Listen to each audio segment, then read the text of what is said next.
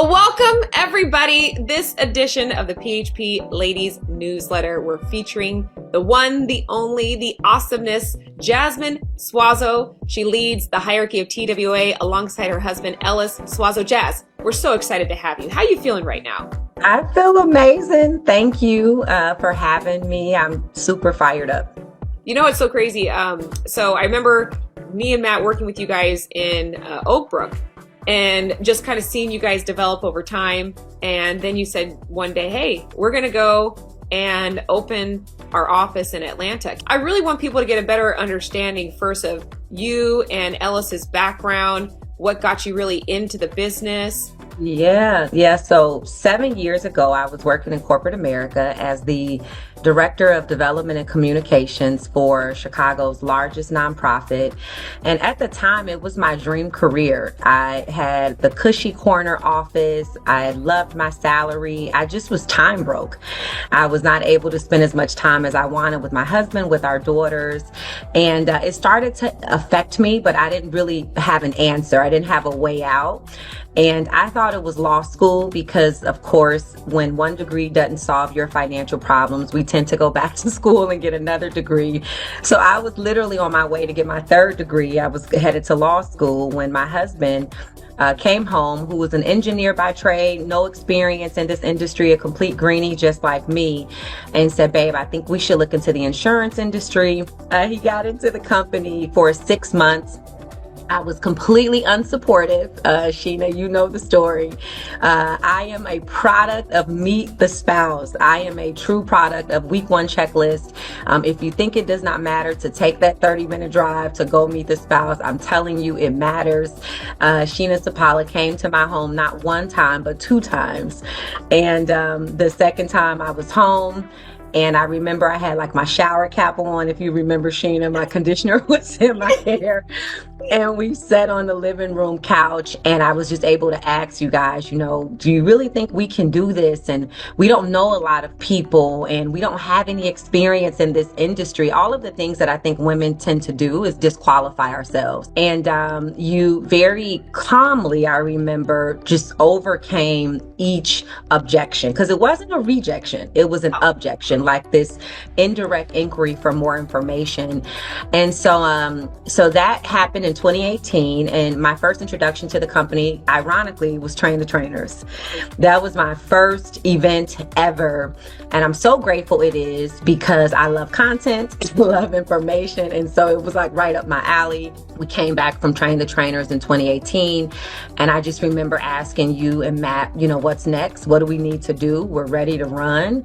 And we officially began our marketing director run. In October of 2018, the Wealth Academy was born. I love it. And by the way, the most pleasant couples to work with would be you and Ellis. I have just enjoyed it. I enjoyed all the time that we spent in Oak Brook, in my office, just talking and chatting up about what the future is and having our good laughs. You guys have always had courage, and you've always had a vision. So can you kind of talk about that? You guys first opened your own space right upstairs from me and Matt's office. And then from there, you had this vision of like, we need to go to Atlanta. Can you walk people through that? Yeah, I think, just kudos to you and Matt too, because of the coaching. Sometimes I think when people see what they call a strong woman, they don't think that we ever doubt ourselves or second guess ourselves. And I remember time after time needing to process with you, I don't know if I'm ready. Can I do this? This community of PHP ladies is so important because oftentimes you can't process bamboo with your friends and family members. They have no idea what bamboo is. You can't process Train the Trainer or closeout culture. They would look at you crazy. And so just having that accessibility gave us the courage, accessibility to coaching. So I wanted to mention that because that was everything. Yes, every time that we have decided to level up, whether it be getting our first office in Suite 375 in the same building, and then moving to Atlanta was a big one. I was reluctant at first. I thought my family is here. I have a nice home here. My daughters are, finishing high school. And so it was a bit disruptive. But if you know anything about God, that's typically what he is. So I started going back and forth from Chicago to Atlanta for 12 months.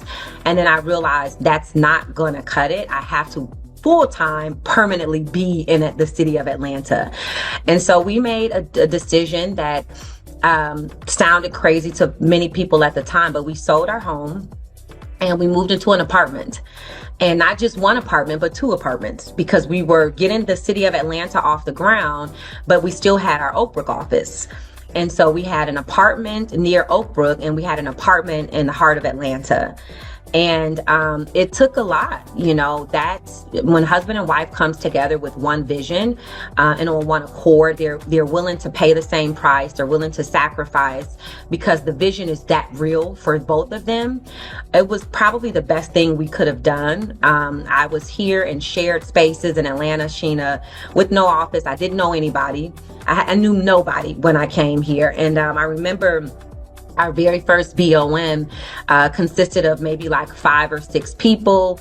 3 of them maybe I met at like a gas station. One of them was one of our agents' husbands who was like in town visiting family, just trying to get people in the room. And from there, we went to the Gathering Spot, which is here in Atlanta. It's like a entrepreneurial hub. And I started renting out one of their smallest room that could accommodate 8 people comfortably. And when we had standing room consistently in that room, we went to the next room that could accommodate 40 people seated. And then when we went to standing room only in that space, we knew it was time to open up our own office.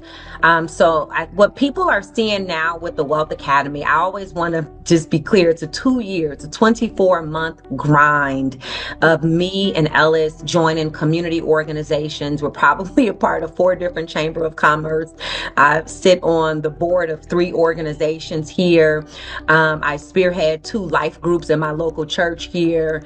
It's a lot. It's not just, us performing. It's just been 24 months of being willing to do the work, even without the accolades, and just holding firm to that vision of one day this will pay off and we will have an office in Atlanta. And here it is. Kind of, yeah. By the way, crossed over $500,000 on your way to the council category. You guys, I had 156 butts and seats in your base shop, 400 in your entire team. So you're absolutely right. You see Suazo's name on the leaderboards right now, but what people need to understand is you had delayed gratification. You had to see something that wasn't visibly there yet.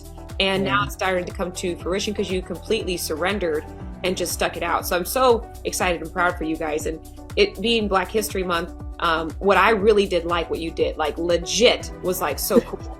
So Alonzo Herndon, most people don't know who he is, but can you just tell everybody, all the ladies, and by the way, if you can go ahead and comment below on your takeaways just so far and let us know where you're watching this from. But Jazz, tell us what you did with that event, because that was amazing. That was amazing. Yeah, so one of the things we did is actually surprised a group of our brokers, and we took them to the first ever millionaire, African-American millionaire in the city of Atlanta. His home is still here in the city of Atlanta today. And ironically, he became a millionaire through the life insurance industry. Alonzo Herndon, born in the 1800s, he was born a slave, and he moved from Royal, Georgia in the late 1800s to the city of Atlanta with $11 in his pocket. He picked up a trade. He learned how to cut hair, and he became really good. He opened up a barbershop.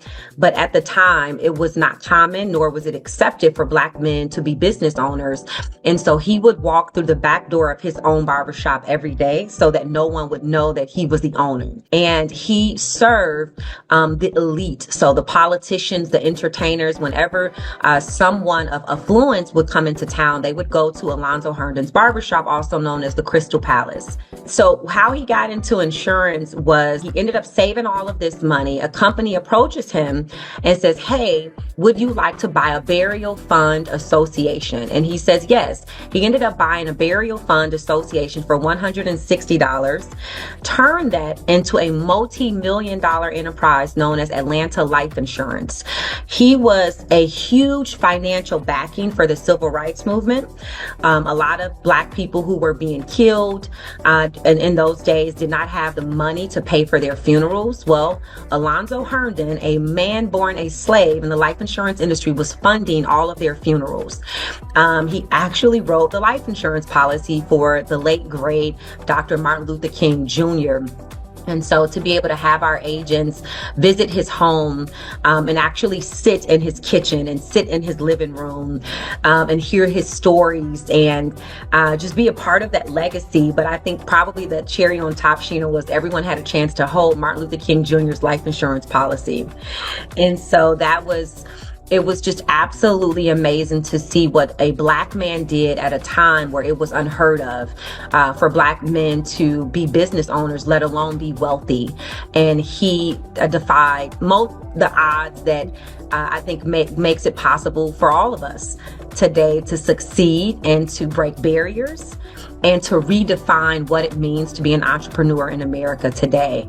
And so, yeah, that's the story of Alonzo Herndon, born a slave, Georgia's first Black millionaire through life insurance. I love that you got to tell that story. I hope everybody hears that story. And I want to end with this because I love it when you talk about your mom, although I do think she's your sister with how she looks, okay? And I really see it, transcending into TWA ladies. And can you kind of go into that? I really want to know more about how her influence has made you really shape TWA ladies.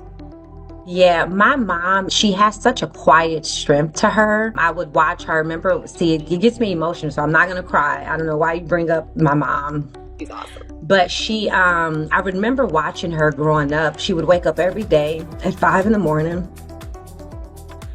Never complained. She started out as a secretary at Social Security Administration and worked her way up for 34 years. By the time she retired, she was the deputy director for the entire Social Security Administration operations. Never was able to make it to college because she was busy working her way up the corporate ladder, putting my brothers and I through school. And I just never forget her strength, her grace, her dedication, her leadership, her poise. And so this is why I always talk about her, because she modeled before me what it means to be a friend, what it means to be a leader, what it means to be a woman in business, what it means to be a mother, what it means to, I never watched her. Sometimes we see these stories where women kind of sacrifice themselves for the betterment of their family, but that wasn't her story. Like, she had this beautiful dance with still enjoying life, but also being about her business. My parents were not these they don't showboat. They're just really, quiet, but they've always been good stewards over their resources. They've always honored God, and they've just been incredible examples. And so I tend to borrow a lot of that to create an atmosphere where women feel seen, they feel loved, they feel validated. I think the biggest thing for me is I get really irritated when strong women are called emotional or aggressive or mean, because I have watched men exhibit the exact same attributes and be called confident and competitive and bold and courageous and assertive. And so something that's been incredibly important to me is to provide an example where women can be all of the above and they can still feel accepted and seen and be feminine, but also be fierce and be competitive, but also be compassionate. And so, yes, a lot of that, the foundation is from my mom, but I pull from women who I admire all the time. And by the way, I see so much of your mom in you. I mean, talk about a silent strength. Yeah, that's you. Now, I want to end with this. Ladies on the call, I hope that you guys make it a point to say, how can I get on a PHP Ladies newsletter? We want to hear your story. Today we got to hear an incredible story from the leader of TWA, Jasmine Suazo. And hailing from Atlanta, Georgia, if you know anybody in the area, just know that office is booming. Can't wait to see where this is going. So with that being said, guys, have an incredible rest of your day. Let's close out strong for February. Look forward to the next round of ladies that we get to meet.